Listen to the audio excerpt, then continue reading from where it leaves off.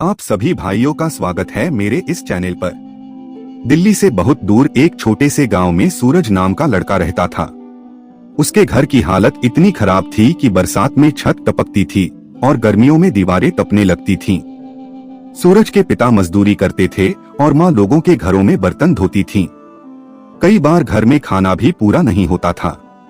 लेकिन एक चीज थी जो सूरज से कोई नहीं छीन सकता था, उसके सपने।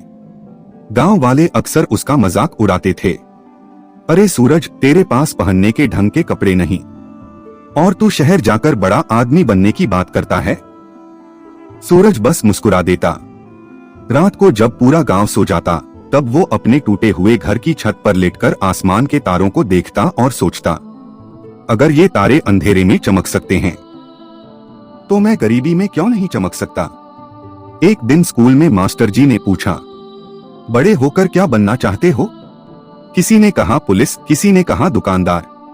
लेकिन सूरज खड़ा हुआ और बोला, मैं इतना बड़ा आदमी बनना चाहता हूं कि मेरे गांव का कोई बच्चा गरीबी से हार ना माने। पूरी क्लास हंस पड़ी, लेकिन मास्टर जी चुप थे। उन्होंने सूरज की आंखों में वो आग देख ली थी जो अक्सर सफल लोगों में होती है। उस दिन के बाद सूरज ने ठान लिया कि चाहे जितनी मुश्किल आए वो हार नहीं मानेगा। वो दिन में मजदूरी में पिता का हाथ बटाता और रात में सड़क के किनारे लगी स्ट्रीट लाइट के नीचे पढ़ाई करता। सर्दियों की ठंडी रातें, बारिश में भीगी किताबें, भूखे पेट पढ़ाई, सब कुछ सहता गया। एक रात उसके पिता ने कहा, बेटा, सपने उतने ही देखने चाहिए जितने पूरे हो सकें। सूरज ने धीरे से जवाब दिया, बाबा, सपने छोटे होंगे तो मेहनत करने की वजह भी छोटी रह जाएगी। ये सुनकर उसके पिता की आंखें भर आईं। साल बीतते गए। कई बार सूरज असफल हुआ। कई बार लोगों ने कहा, तेरे बस का नहीं है। लेकिन हर बार वो खुद से कहता, मेरे पास खोने को कुछ नहीं, इसलिए पाने के लिए पूरा आसमान है। फिर एक दिन उसकी मेहनत रंग लाई। उसे शहर की बड़ी यूनिवर्सिटी में स्कॉलरशिप मिल गई। जिस गांव में लोग उसे सपने देखने वाला गरीब लड़का कहते थे, उसी गांव में अब बच्चे उसे देखकर कहने लगे, अगर सूरज कर सकता है तो हम भी कर सकते हैं। शहर पहुंचने के बाद सूरज को लगा था कि अब उसकी जिंदगी बदल जाएगी। लेकिन असली संघर्ष तो अब शुरू हुआ था। बड़ी यूनिवर्सिटी, अंग्रेजी बोलने वाले छात्र, महंगे कपड़े और ऊंची सोच वाले लोग, इन सब के बीच सूरज खुद को बहुत छोटा महसूस करता था। हॉस्टल के कमरे में उसके पास सिर्फ 2 जोड़ी कपड़े थे। कई बार वो कैंटीन के बाहर खड़ा होकर सिर्फ लोगों को खाना खाते देखता रहता, क्योंकि उसके पास पैसे नहीं होते थे।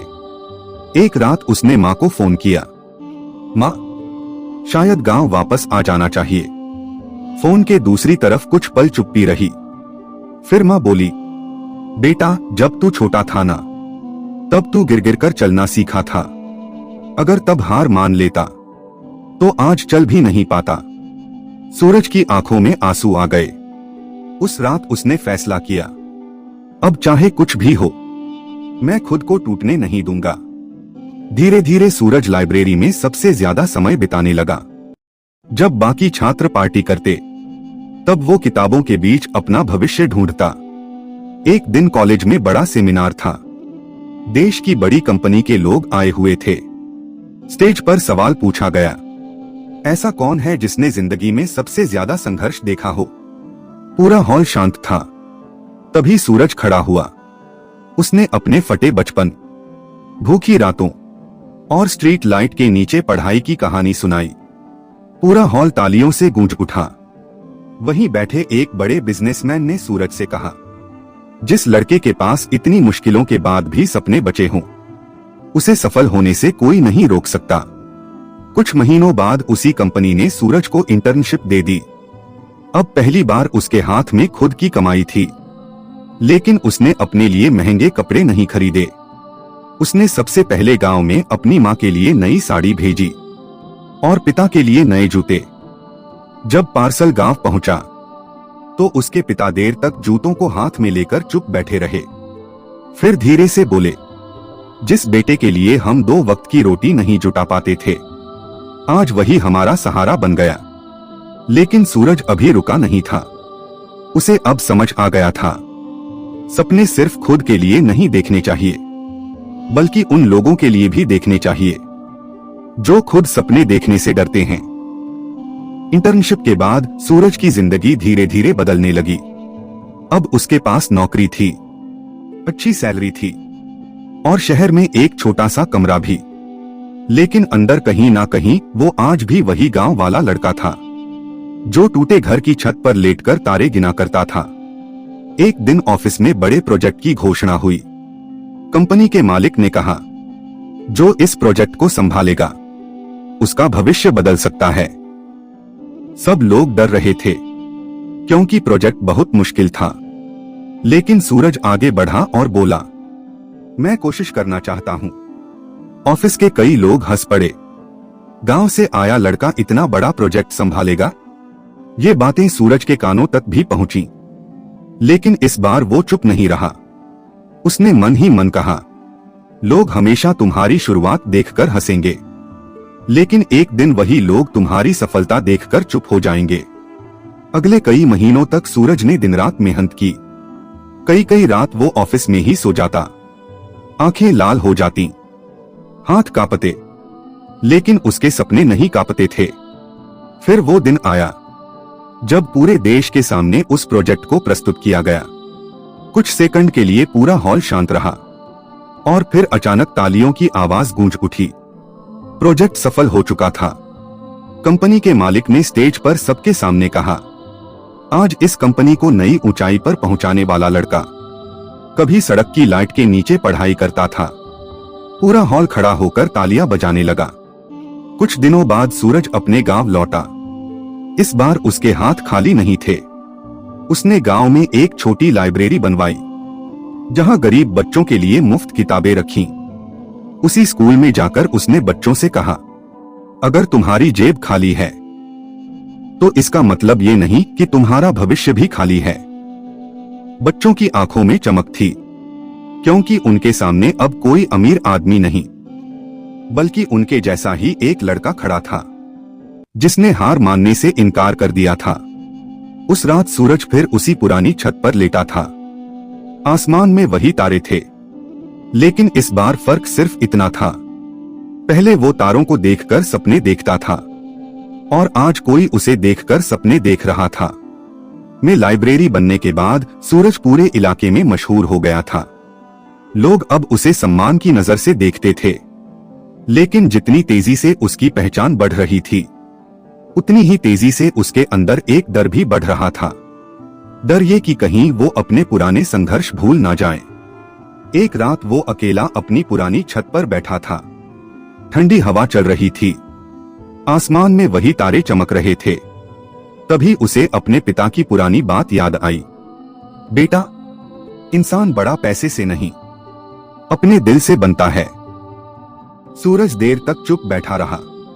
उसे एहसास हुआ कि उसने जिंदगी में सब कुछ पा लिया, लेकिन अब उसका असली मकसद सिर्फ खुद सफल होना नहीं था। अब वो दूसरों के सपनों को भी सहारा देना चाहता था। कुछ महीनों बाद सूरज ने अपने गांव में एक बड़ा शिक्षा केंद्र शुरू किया, जहां गरीब बच्चों को मुफ्त पढ़ाई, किताबें और कंप्यूटर सिखाए जाते थे। शुरुआत में लोग बोले, गांव के बच्चे इतना बड़ा क्या कर लेंगे? लेकिन सूरज मुस्कुराकर कहता, सपनों की कोई औकात नहीं होती, औकात तो सिर्फ डर की होती है। धीरे धीरे गांव बदलने लगा।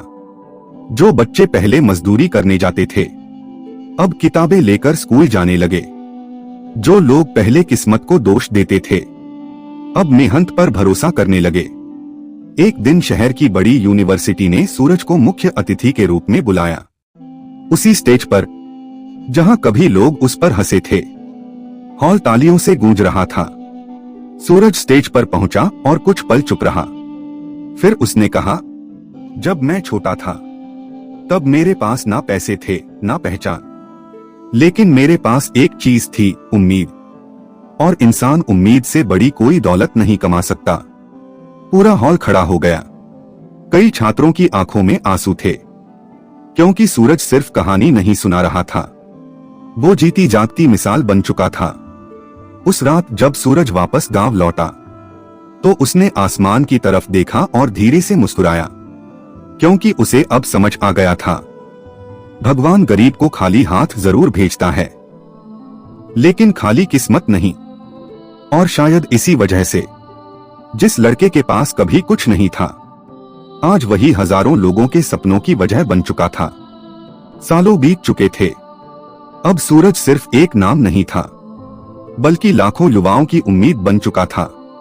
टीवी पर उसके इंटरव्यू आते, अखबारों में उसकी तस्वीर छपती और लोग उसकी सफलता की मिसाल देते।